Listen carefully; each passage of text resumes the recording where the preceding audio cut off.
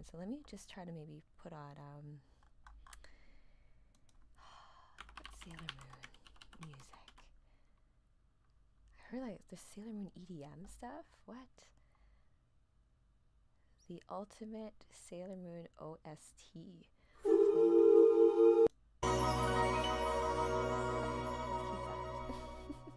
In the background. All right, so I'm going to go over all of the planets. I they were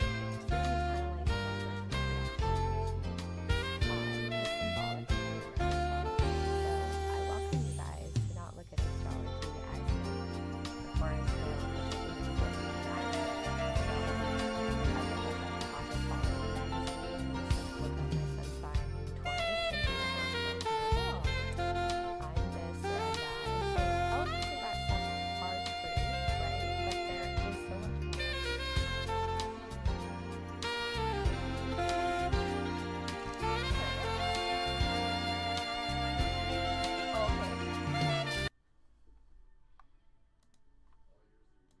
Oh, okay. Okay, got it. How about now? Okay, alright. Okay. Got it. Yeah, no, I fixed it. Test test. Good, good. I had more than one thing on. I was trying to have music, so that was not. Thank goodness for hubbies of sound DJs. Okay. Okay, so we're gonna go into a look at the different planets and where they sit in the chart. So we're going to start with the sun sign, and that sits in Scorpio right now. So it is like Scorpio, spooky season, all that kind of stuff. So let me just grab this.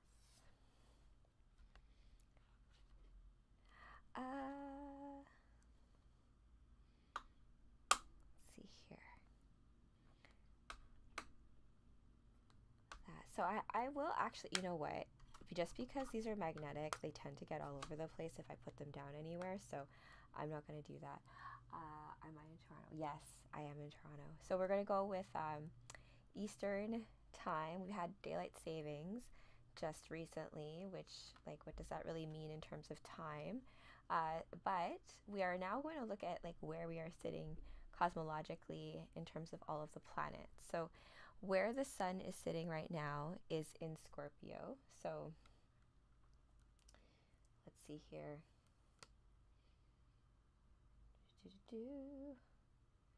All right, so let me actually make sure. So just this is a fun little tutorial on your ascending or rising sign. So when you're thinking of the whole chart of the moment, and we're basically kind of like looking at where we are in time space as it sits right now. So your birth time is going to line up everything else in the chart.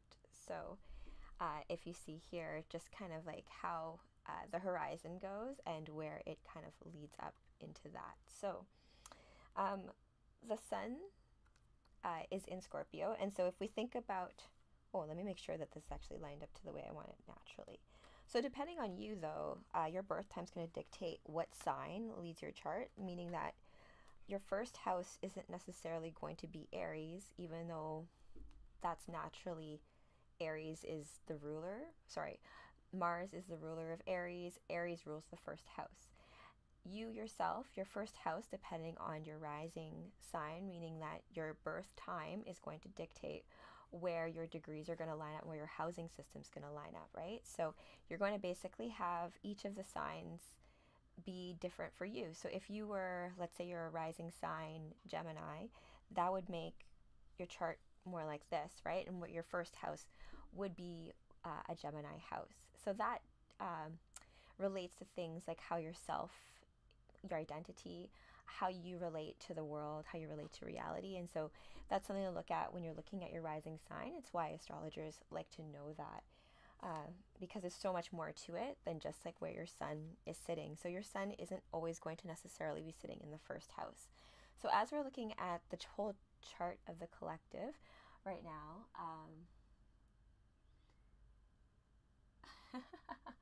I'm not fully Asian though. I don't know what that really means in terms of that. Okay, so the sun sign we're going to have in Scorpio. Uh, where are you? You're here. There you are. Haha. And then we are next going to we have a lot of activity in Sagittarius. The Sagittarius sign is a mutable fire sign. And so, where are you, my friend? We have Moon. And so I'm kind of doing a little Sailor Moon riff on that. And the Moon sitting in Sagittarius. There. As well as Venus and Mercury. And I've moved the sun around a couple of times. You should be in Scorpio. I'll put you over here, Mars, for now.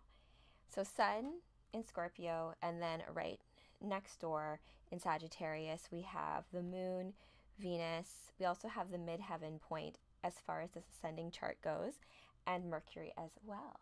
So Saturn is also sitting in... Where are you, my glyph of Saturn? Saturn has this look of like a sickle, right? Because it's related to Chronos and this concept of time. So when we're looking at like daylight savings time, we're looking at more models of time, right? So as it is right now, I haven't changed over one of the clocks in my room as it comes to daylight savings. So it's 3 p.m. there, but then 2 p.m. Regular time. So it's just this interesting thing of like, as long as you know where you are in terms of a marker, you'll just know when to meet somebody or things like that. But what else does it mean to be 2 o'clock or 3 o'clock versus, you know, like a border of something? These are things that we all have to kind of agree on as a construct. So time, like, it requires like, it gives you a border, it gives you a barrier, it gives you a stage, a foundation by which you can build more conceptual and, let's say, inspirational things on top of, right? Because if everything comes from an idea, that's wonderful, but then we need form and matter, and this is why Saturn is also associated with things like earth element stuff and iron.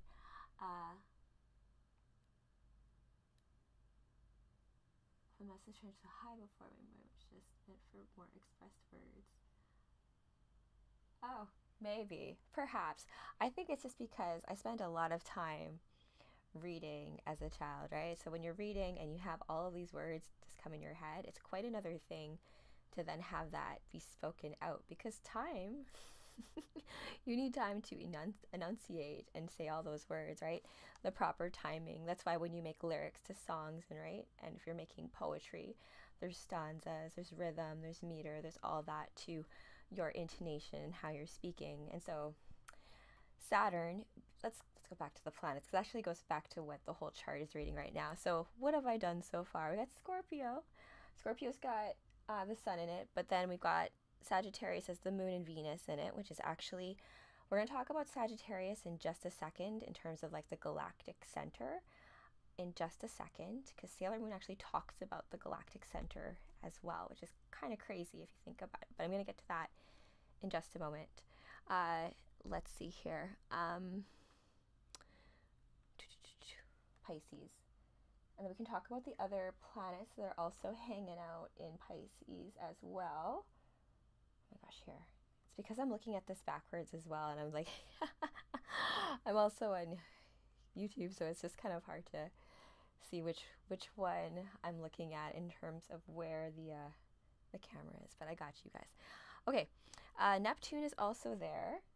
Yes, so we've got these grandiose titans in the dream sign of Pisces, which is ruled by Neptune. Neptune is Poseidon, and so these mythos of the water, what lays underneath, unseen waters, things like intuition. If we're looking at tarot, the cups are associated with the sign, like with water signs. Pisces is very watery, but other water signs share in certain aspects of what Pisces represents, such as Cancer and Scorpio, in the sense of trusting your more intuition, your hunches, your like gut instinct when it comes to things, your sixth sense, so to speak. So this is a collective reading, right? So Neptune being in Pisces right now for all of us means this greater emphasis on our dream world, on the more subconscious, the more I'll call them effervescent areas of life where boundaries are thin. And we just came out of Halloween weekend, and so there's this level of the veil being very thin and a lot of truth coming to the surface, truth with a capital T, and also looking through our own dreams and our own subconscious world, and taking stock in there of what we want to keep going forward, right? Because I'll get to that in just a second. So Neptune is in Pisces as well. And what else? We've got, just trying to see here. Who am I missing? I always miss Uranus, and so I'm going to move that because I've talked enough about that. I'll just do a quick little rehash of it. So Uranus is a revolutionary planet, and it actually rules the sign of Aquarius along with Saturn. But Uranus itself is one of the first external planets, so those planets that are generational in nature, as well as those planets that you cannot see with the naked eye. Really interesting that the ancients knew about those external luminaries, but did not necessarily have a planet associated with them because it was not observable at the time. So when we think of more ancient rulers for signs, for example, Aquarius's ancient ruler would be Saturn. I believe so. I have to double check on that. But in the New World, once Uranus was discovered, was attributed to Aquarius.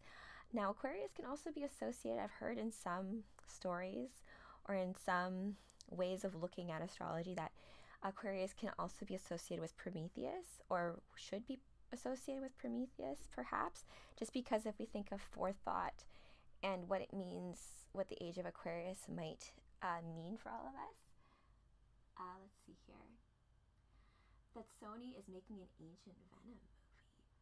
What? I haven't even seen the original, the Last Dance one. So how are you having another Venom movie? I haven't. Don't spoil it for me. I heard that maybe there's this element of, there's a lot of multiverse stuff going on right now, right? As far as Hollywood in terms of, and stories, right? And that is also attributed here as well, right? When we have Neptune and Saturn, so like Saturn being this planet of boundaries and Neptune being a planet of the dreams, both in a dream-like area. So all of us are trying to conceptualize really, really ineffable topics in like this real world. And comic books have been a wonderful way to do that for a long time. I think Alan Moore has been quoted as saying that the comic book medium is a sublime way to tell a message. That being said, certain movies in certain formats, certain stories have maybe meant to be as movies, or other things like Cats are meant to be a stage show, and then so doing it as a movie was not exactly perhaps the way that that story was meant to convey the message that it wants to convey. So when it comes to like speaking of Poseidon, right? So if you guys are familiar with Greek myth, Odysseus in the Odyssey, the reason why he's on this big Odyssey is because he kind of like smites Poseidon, right? He's kind of like, I'm so smart. He is like like no one's disputing the fact he's so smart, but he basically has no, he's not humble towards Poseidon, and he basically brings about the ire of Poseidon because and that's why he's on this Odyssey for years and years away from home. He eventually, over time, wins over, like, he goes through his trials, right? Which, like, as adventurers do, and comes home to Penelope. Now, Homer, who wrote both the Iliad, which is what Troy was based on, and the Odyssey, before he began his work, he beseeches the muses, right? So he has this foreword where he essentially calls out to the muses and asks that he can tell the story, that he may tell the story in the way in which it was meant to be told. So what does that mean in terms of stories and all of us as a collective, right? There are stories that belong to all of us as a human experience. And so muses and musicians, right? People who are connected. So Pisces is very much related to being that conduit between heaven and earth, right? When you're in that creative state, that creative flow, when you're like writing or like you're in just like your flow state of dance, or even like writing. It can be something mundane, right? Like writing an article of something. You're just in that state of like something new is coming to fruition, or you're journaling, or any of that kind of stuff. So all of that is about just you pulling down in the time space moment and making that into something material. And that is the dance of the material and the immaterial, and how ideas feed into like this 3D realm, and then we create movies and comic books and writings, and that art then feeds back into the greater cosmos, and then feeds back into us and our works as well. So that's the fun Ouroboros of what life is and energy is, and our way of coming into being more infinite and eternal about things, as opposed to having this feeling of scarcity and like fighting for what's like yours. There should not really be a competition. There is abundance. We just have to figure out a way to activate it. So speaking of which, let's see here. Other glyphs. Oh yes, because I didn't put Mars where Mars needed to be. I've ignored you a lot, Mars, spending a lot of time on Venus lately. So each of you as a sign have a planetary ruler. Oh yes, to infinite and beyond. Voice of One, thanks for that. Exactly. This idea of being infinite and eternal. And myself and Aria, we did a show last week on our latest Today's Harmonics show, where we talked about how through Scorpio is all about like death and rebirth, and this like the darkness, and like being a seed, and putting a seed into the darkness, and it doesn't know what's going to happen, and then you hopefully have a plant that grows, and then you have harvest, and then you need to actually kill that plant to harvest the fruits of that in order to have life then again. So that dance and connection between life and death is one that Scorpio brings to the surface for a lot of us, and it's uncomfortable. It can be it can just be uncomfortable, and it's hard to deal with the shadow sometimes, right? It can be challenging. And I think if you have, like, let's see, Mars is like this drive, this energy, this like life force, this energy within you. So it's all this vitality. You think like blood coursing through your veins and your heart beating. That's and going forward, like, I don't know if you've ever done anything, you guys, because I used to compete in fitness competitions, and I used to do a lot of cardio. I don't do as much cardio anymore. Thank goodness I figured that out. But let's say you have to do an hour of cardio, and that's like check, right? And then you're in like the last 10 minutes. You're like, oh my gosh, I don't want to do the last 10 minutes. I'm just so freaking tired. But a good song comes on your playlist. So you're like, oh my gosh, I think I can do this. And then your body, even though it's tired, you're like, I'm going to keep pushing through. So that is like what Mars represents in all of us. That drive to like, I think I'm tired, but you find that little extra little fuse of energy, and you find that will to push through, right? And you find it from somewhere. But it also comes from a level of, if you learn something, like I've learned many dances it's like choreography that's very difficult. In the beginning, it's hard, but you practice, and fall on your face a couple times, like when I've done like fitness competitions, so that when you do it just once, when you perform it, that it can be done right. And so that's, I think, a big lesson of Mars here, because Mars is just, are you in Leo right yet? Let's check.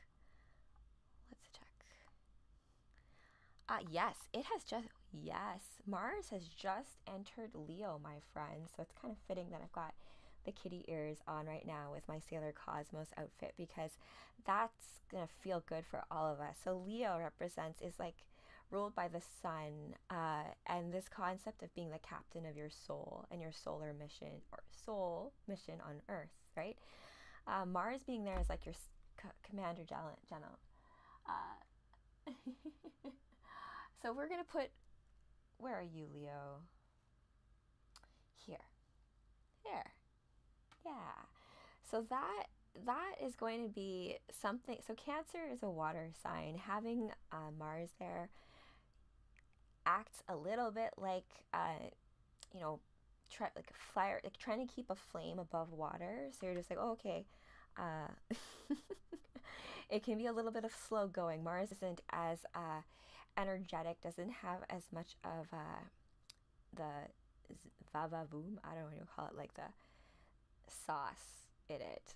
But now that it's in Leo, a fire sign, Mars is a little bit happier. So we can have a little bit more of that extra vitality. There is something that many astrologers have talked about in terms of an opposition of Mars and Pluto. And that does bring with it, where are you, Pluto? Okay, Pluto, I'm going to put you in the right spot. Because Pluto is making his way towards Aquarius. He will be in Aquarius as of November 18th or so. So we're all feeling this like direct motion forward. Pluto represents death, change, rebirth, all of those like places that we dare not look. That is also opposing our vitality and our drive and our life force, right? So what does that mean as at a collective level? It means that we can use this like a battery. Like oppositions can be tough, right? If you have oppositions in your chart, depending on the planetary arrangement of them, what signs they're in, it's going to give you certain challenges, right? Where you're going to approach certain anchor moments in your timeline, and be like, oh, one part of me wants to do this, and one part of me wants to do that. And which one is the right one? And there is no right one. It's all about like you synthesizing what those different aspects are in a way that is the path that makes the most sense for what you're working on right now, or what like where resonance is. And so it can be much more challenging with aspects that are very different from each other, as opposed to ones that are like in the same element, right? So if you have this like major opposition, it can be this like push and pull within you and can cause tension. However, if you can learn to wield the power of oppositions, or these much more uncomfortable aspects of yourself, there is tremendous power in it, right? So Pluto represents power itself, and you know, power is power. And in all of you, just having power over yourself. And you know, if you don't take power over yourself, someone else will. So better for you to just have that mastery of self, and be aware of your own power, right? Because that's where I think the tricky part is. If we feel like we're so weak, we don't realize how us acting out our weakness, we impact other people, and that's powerful, right? It's crazy how that kind of can all circumvent together. So what we have right now here is this very powerful opposition between Mars, this drive and will, and like I will get things done, against, you know, change, and it's this, and waves and power. So this is like taming your dragon kind of situation, right? Or taming a wild Mustang, and this level of coming to that within yourself, and learning where to not break the horse, right? You're not breaking the horse. It is about learning how to wield what is powerful within you, that comes from sometimes a very primal and deep and instinctual part of ourselves that can sometimes feel like it's out of control, right? And it's never out of control if you know how to feel into it, right? And so it's that dance of, you know, that freestyle, and then having borders around it, of it ending at a certain point, or having synchronicity at certain levels. So that is all something you in the Song of You have to, that's in the vibe right now. So I welcome you to dig into that challenge in creative ways, right? In whatever lens you feel makes the most sense for you, right? So that can be in like your work, that can be in your relationships with your kids, that can be in your magnum opus, like you're working on a book or a song or a collaboration or a project. All of that creative juiciness stuff can be empowered by this astrological energy right now. Let's see here.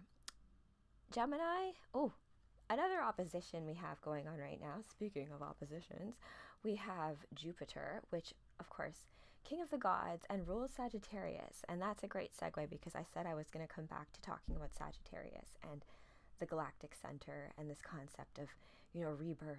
And I'm going to give you guys a story from Sailor Moon that a lot of people don't know about, because Sailor Moon, of course, when it was aired on TV, like YTV for me, back in the 90s, it only went through like I think 3 seasons, maybe that. It didn't go very far in the whole storyline. It didn't really get very far into the outer Sailor Scouts or the bigger mythos behind star crystals and where they come from, right? So I'm going to get into that in just a sec.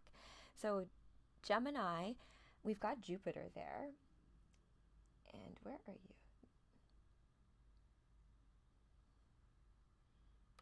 I've moved this all around, that's why. Okay. And basically a big opposition happening right now is Venus and the moon. And those are our two goddess planets, right? So the moon, Luna, Diana, Artemis, the archer, twin sister to the sun in some regards. This concept too of the subconscious, our inner child, inner mother. And we have the moon in this area of truth seeking, right? So our emotions are very much tied to a greater truth, and the subconscious is aware of a higher justice being served. Venus being there with the moon, right, is that relationship between our all our relationships, right? So any intimate relationships we have, as well as more like, think of like rings of a tree, and even the external rings of the tree, they're still related to the tree. But for you specifically, all of your relationships are going to be impacted by this fiery sign, and both of those two luminaries are opposing Jupiter. So Jupiter is a cool planet, and it's interesting. I don't think people realize, like, you should always look at your opposite sign to get more intel about yourself. And so Gemini and Sagittarius oppose each other, right? So think of like where Gemini is like writing, Sagittarius is like publishing. Where Gemini is like a book, Sagittarius is like the library. So it's kind of like these concepts are related, but oppose each other, right, in an interesting way. So having the moon and Venus there oppose Jupiter, we basically have this balance of relationships and our much more feminine aspects of self opposing our very masculine way of speaking. So that's cool. I like that, because there's a level there of using our intuitive selves to be able to formulate the words inside, to formulate what you want that communication to be inside, synthesize it inside before delivering the message. I think with Gemini, like, every sign has a gift and every sign has a shadow. A learning of Gemini for many of us I have a Gemini placement, but if you have Gemini placement, sometimes, or Aries placements do this too, like the rush to get things out there, right, before they're like ready to be presented, and just like to say it right away, or like you're emotionally hit by something, so you're like, oh, I'm going to send this text right away. So this gives us an opportunity to take a moment, take a huge breath before you actually put out the words, because words are power, the way we craft it, and a sentence can be said many different ways depending on the words you use and in the order of which you use them. So maybe take a moment to just self-edit. That's what I get from this opposition. Self-edit yourself for your own sake, just so that what you're saying and what you're communicating can best do justice to what you actually want to say, from what, like, it's coming from your inner world, let's say. Let's put it that way. Okay, so now we're going to flip to a little story about Sagittarius. And speaking of like Jupiter in Sagittarius, I have a friend of mine, Sasha Rose, who I did an interview with, and I'm going to be producing a show for called True Heroines coming up.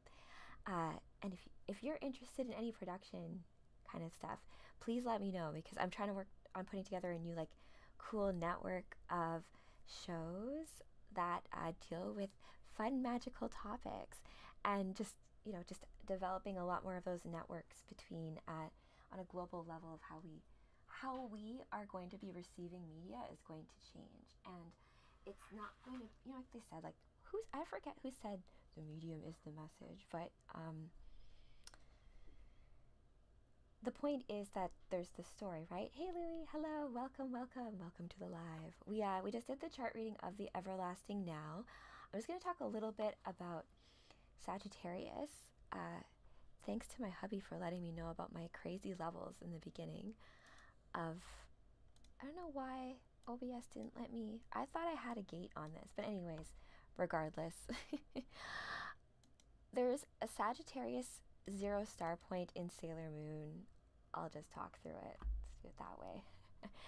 So in the manga, in Sailor Moon Eternal, in a lot of the later issues of Sailor Moon's dealing with a villain called Sailor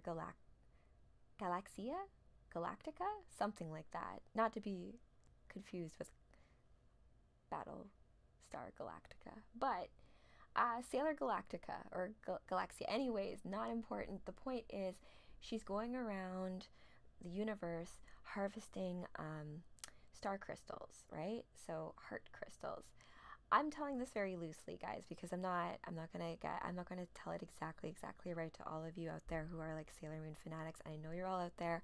I am one of them, but it's been a little while since I looked into this lore specifically. I will come back to this in the replay and go into it a little bit more, because I'm just going to talk about Sagittarius for a little bit, because Sagittarius is ruled by Jupiter, as well as it's a mutable fiery sign. And we're in a time right now astrologically where a lot of stuff happens. A lot of people leave the realm, a lot of death happens. We also have a lot of ritual and like Halloween, a lot of things where we're looking at the veil being very thin. And so what does that mean in terms of us living out a 3D life, and how do we incorporate more magic into our practical everyday life, right? So in Sailor Moon, there's this concept of the Sagittarius star point, and it's like this cauldron, and Battlestar Galactica. Oh, don't feel old. There's no such thing as Prince once said, and thanks to hubby here, kudos to him for pointing me in this direction of this quote.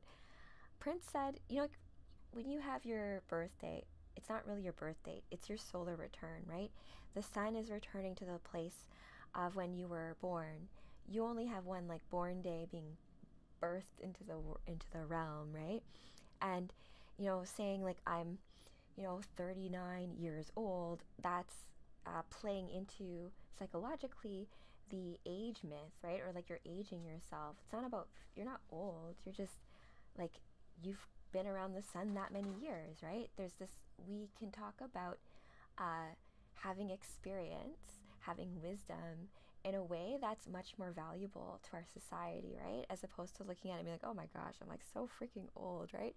I look at it as a blessing, right? It's like the fact that I got to grow up in the 90s at a time when I didn't have phones or got to play with my friends without like having to check in with my parents and having my phone number. I could just be like, I'm wherever, I'll be back before the sunrise, that kind of thing. So all of us, wherever you're born in time space, have a specific imprint. The Sagittarius star point of 0 is on a collective scale. As the Earth is moving throughout the cosmos, she's heading towards the galactic star 0. And in Sailor Moon, this is where star seeds are all created and are reborn, rather. So when they die, she goes through this period where like a lot of her Sailor Scouts in defending her die, and they basically sacrifice themselves, and she makes a trek to the Sagittarius 0 star point in order to resurrect her friends, because that's where star seeds are reborn. So the Sailor Scout star seeds are very special star seeds because they're ones that are very much attuned to the crystal of their planet. And in Sailor Moon, each of the Sailor Scouts are also princesses of their respective planets. Like Sailor Mercury is the princess of Mercury, and they all have palaces there, right? And wonderful, like Sailor Pluto's palace is pretty awesome as well. And I still love Sailor Pluto. She's amazing. And in Sailor Moon, Sailor Mars is actually supposed to be Sailor Pluto's mother, but like in the future. And Sailor Pluto was always destined to play her role. She has this big staff that also looks like a key, and she holds the time-space door. And that's interesting, right? Pluto holding the key to time-space, but Sailor Saturn also, she she has this, her one and only power is like this like death scream, which kind of like restarts or reboots realities or worlds in a way. So all of this like creation, destruction stuff, right? What does it feel like to be in it and experience that as an individual, where one world is ending and another is beginning? It's like two songs, right? And we are now really hearing the beat of what the age of Aquarius is going to feel like now. It's something, it's been, people talk about like, oh, what is the age of Aquarius, and like that Hair musical, this is the dawning of the age of, like that, and what they say in the lyrics for that is not accurate astrologically, but that doesn't make it less fun or true in the sense of what the vibe is of what that song is, right? That's what I think we all need to take back as our birthright, our way of being able to conceptualize multi-meanings when it comes to symbols, right? So you're going to have, the meaning of a story, like a fable, and then you're going to have meanings encoded for it, for the collective, and then you're going to have another layer of meaning encoded just for you. So and then you got to take all three of those meanings and then tie that all together.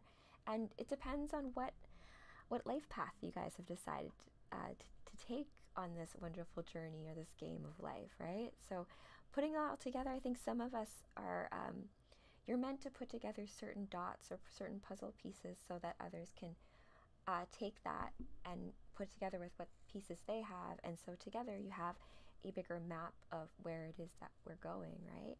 And the age of Aquarius is more about everyone coming more online, everyone being more activated. And what comes with that is also us creating new symbols based on and not ignoring what came before, right? Because things have intrinsic value, right? No one has to tell you what a grand old ancient tree means. There are multi-meanings of it, but no one needs to tell you that. That's already built into you, encoded into you to know whatever that means, right? And a lot of times you can feel through things, and it could just takes a little time sometimes, And I think just all of us need to realize that the intuition, the psychic, the more the superhero muscle, let's call it that also can be. This is actually more of a. If this is an anime day, it's more of a You know what? Yes, actually, because anime has a lot. They do a great job in manga and anime of incorporating multi symbols from different cultures. I've always been impressed by that. And Sailor Moon, as I said, I actually have a story before I get into the card reading for everybody. We're going to do a reading for maybe we'll do by planetary ruler. How about that, you guys? Yeah, and we'll do a reading for every planetary ruler. That way you guys can learn about that as well. So the start. Oh, yay! Thank you for the roses. Appreciate that. Okay, so if you are watching this on YouTube, I'm just gonna tell you guys a story about when I used to play Sailor Moon in recess back in the day at school, and what happened to my Sailor Venus, and then realized that I have to become my own Sailor Venus, and a lesson for all of you as it comes to the different aspects or characters that you are meant to play for both yourself and others of importance to you in your opera of self and life, and how your story incorporates into the bigger story of the opera of the cosmos, right? So think about like even how Game of Thrones is written. I never really read Game of Thrones, you guys, apologies, but in Game of Thrones you have different chapters or different books from the perspective of different characters, right? And then those perspectives from an overall perspective have a greater story, right?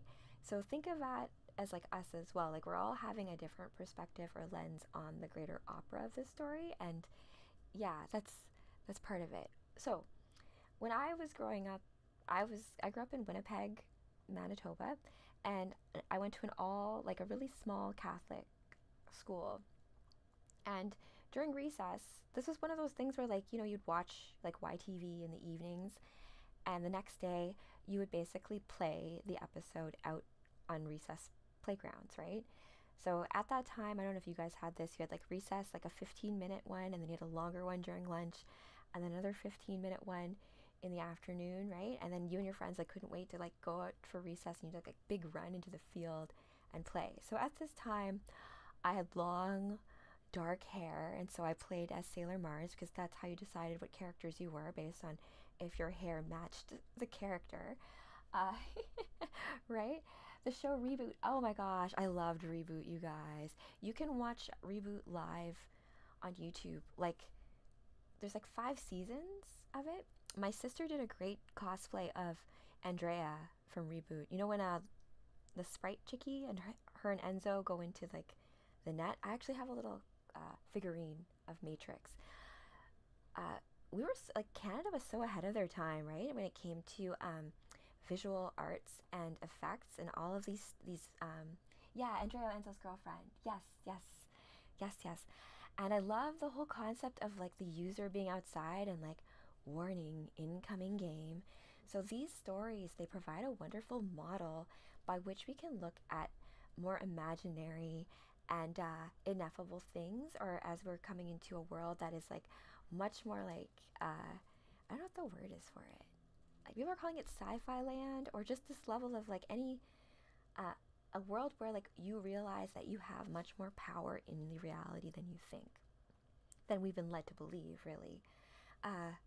Okay, so I was playing on recess, Sailor Mars, all my friends, and this goes on for a little while, right? Because you're playing out the storyline that the TV is playing out.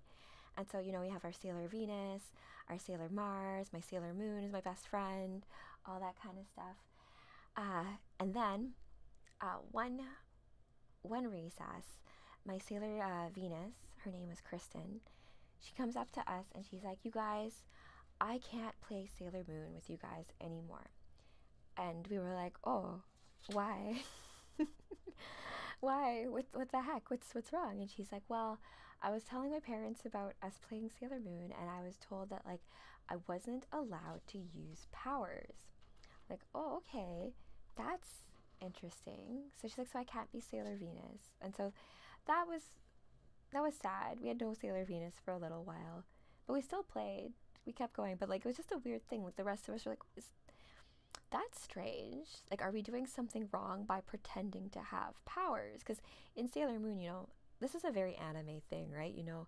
Even One Piece does this. Whenever you attack anybody, you have to yell out your invocation, your Sailor Sweetheart attack, or like Moon Prism Power, or to transform. You have like this moment where you're like yelling out into the cosmos what your power is or what your attack is, and then it listens and you are able to do your move. And so it was just a crazy thing. And this idea too of like institutionalized religion, or institutions or industries as a whole, right? So you have music and you have the music industry. You have comic books and you have the comic book industry. You have beauty and you have the beauty industry. So the very truth of these industries are always going to be true, and they are eternal, and there is inherent truth in them, right? Which is why they've been almost corrupted by the powers that aren't, and into becoming these industries, and you create these gateways where you feel like you don't have access to beauty, even though it's your birthright. And music, everyone needs, like, it's our human birthright to be able to like be activated by certain music keys out there, right? Certain musicians that are bards who have brought down music that are meant for certain individuals to listen to, right? So all of that is all kind of being like resynthesized, because like all of this is just, the industries have just gotten way too big, way too bloated. So what that looks like as it comes down and is reorganized, don't know what that exactly looks like, but that's what's coming up. So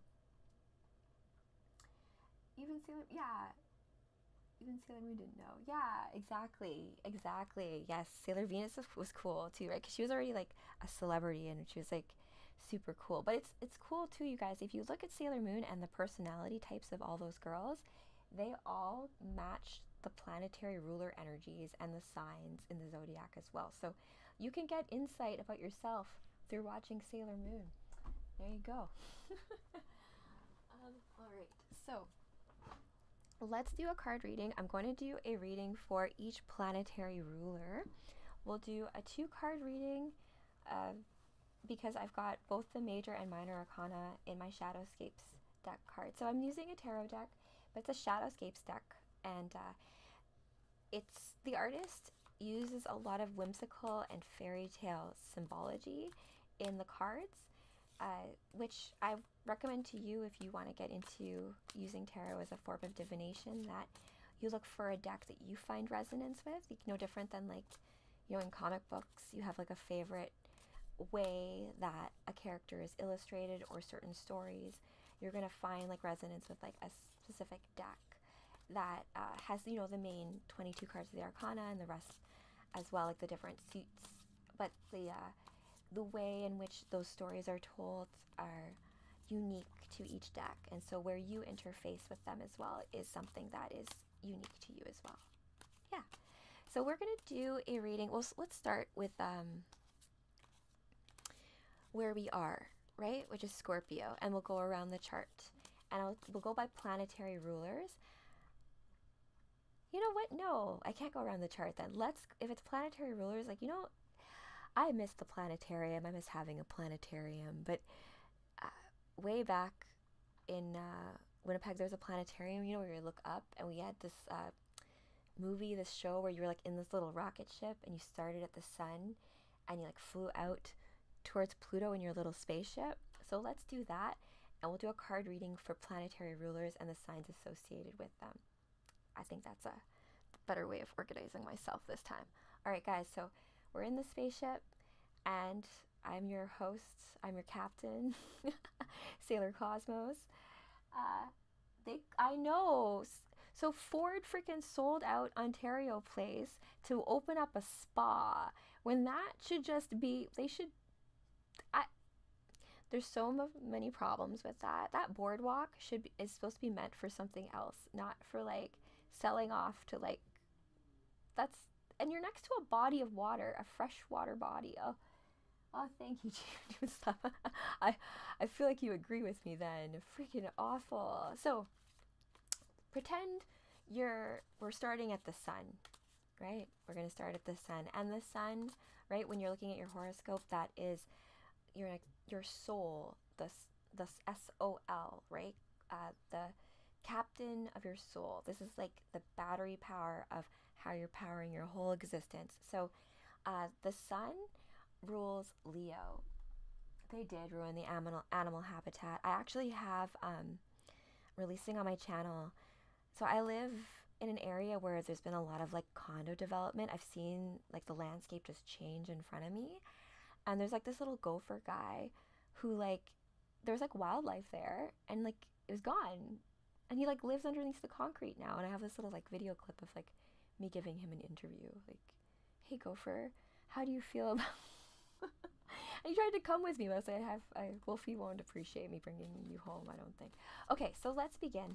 So we're going to do planetary rulers. I'm just going to bring out my little pen and paper just to keep track of this, because in case you guys want to refer to these readings later, because each one of you has a planetary ruler, right? And so when you're looking at the chart, it's good to also look at what your planetary ruler is doing as well, because you're going to feel resonance with that. So the sun, we're going to do Leo, because we're starting out there. And we have, for you Leos, the star. So I'm going to keep there at a 1-card pull because it's major arcana. That's enough for clarification. So the star is actually the card that also symbolizes Aquarius. When you think about the star, your North Star, about finding direction, your purpose. So Leo, right now, we have, yes, so Mars just entered Leo for all of us, but Leo specifically, you're going to feel that very intensely, as well as if you have sun, moon, or rising in the sign of Leo, this concept of having a North Star, being direct, finally having like clarity as to where it is navigationally you are going. So Leo, you have the star. That's good news, I think so. And that was the sun. So next on our planetary,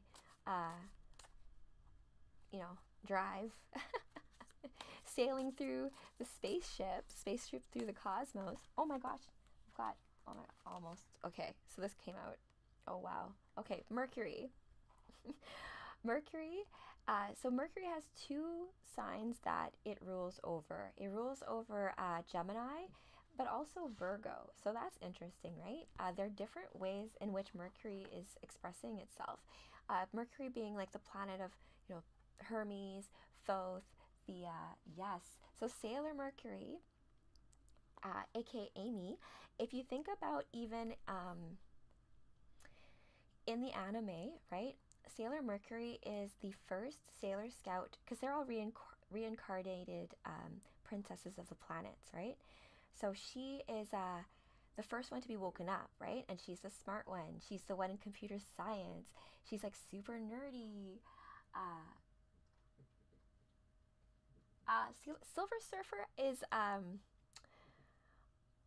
he's related to Galactus in what I know about Silver Surfer, right? So he makes a great sacrifice so that his planet may be spared. So he has to work for Galactus in order to do that. So he's got a lot of elements of a certain heroic archetype within him.